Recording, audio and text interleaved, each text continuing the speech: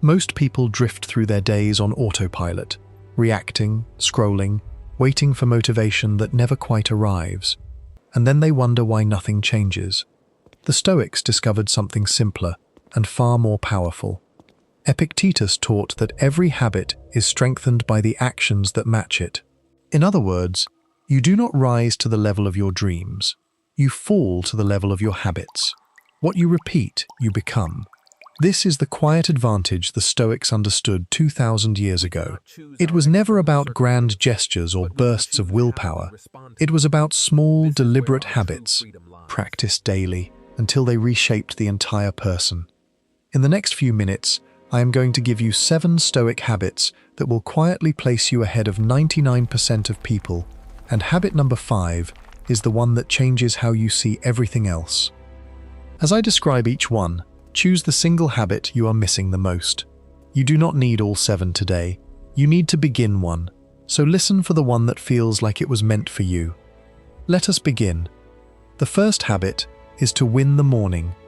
How you begin your day sets the tone for everything that follows. Most people begin by reaching for their phone, flooding their mind with noise, other people's opinions, and anxiety before their feet even touch the floor. Marcus Aurelius began differently. Each morning, he prepared his mind. He reminded himself of who he wanted to be and what he might face that day. He would tell himself, in advance, that he would meet difficulty and that he would meet it with strength. You do not need an elaborate routine. You need a few quiet minutes before the world rushes in, to breathe, to set your intention, to decide the kind of person you will be today, rather than letting the day decide it for you. Win the first hour, and you have already won more than most people win all day. But a strong morning means little without the habit that closes the day. The second habit is the evening review. At the end of each day, Seneca practiced something remarkable. Before sleep, he would replay his entire day in his mind and gently put himself on trial. Where did I act well? Where did I fall short?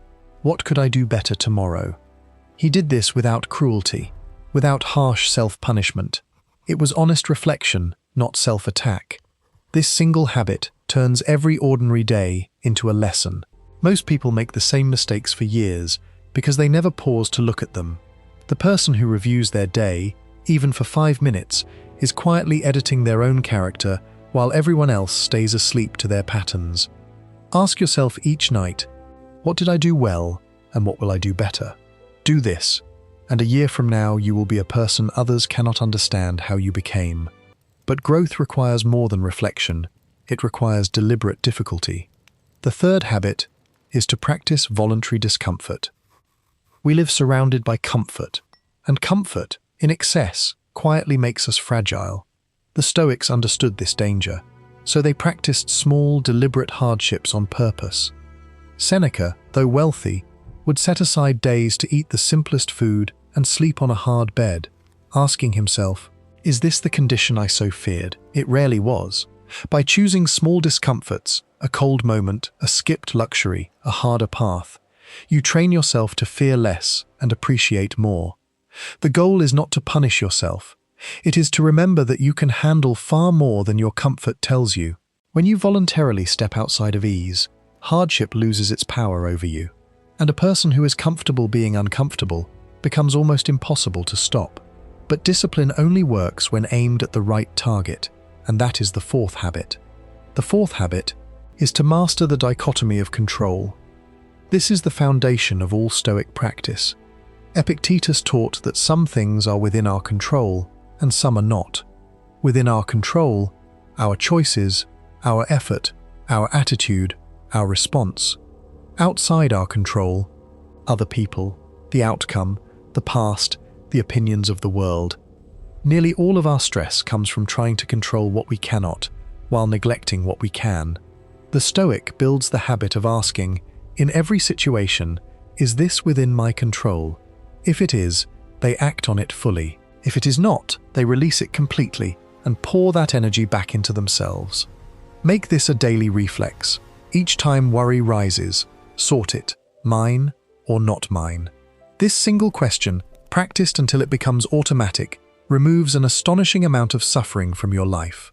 But there is one habit that gives all the others their urgency, and it is the fifth.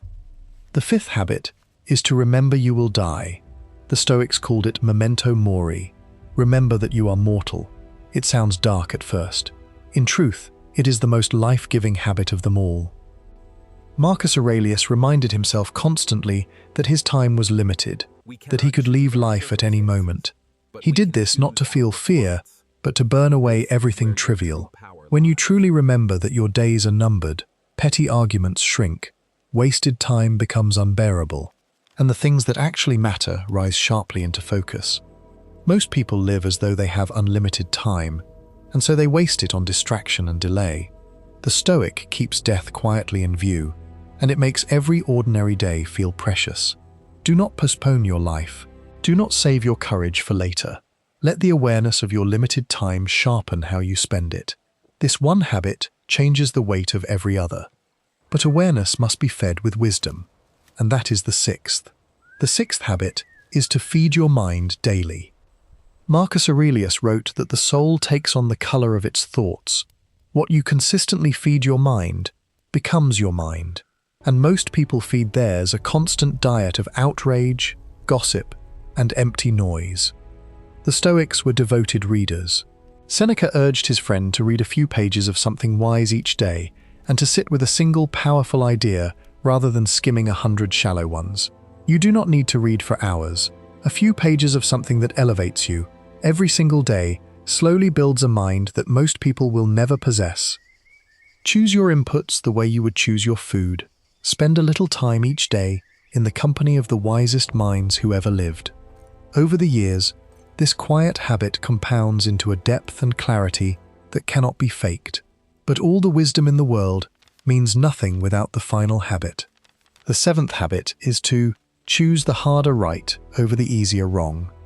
In every day, there are countless small forks, the easy path and the right path. Skip the workout or do it.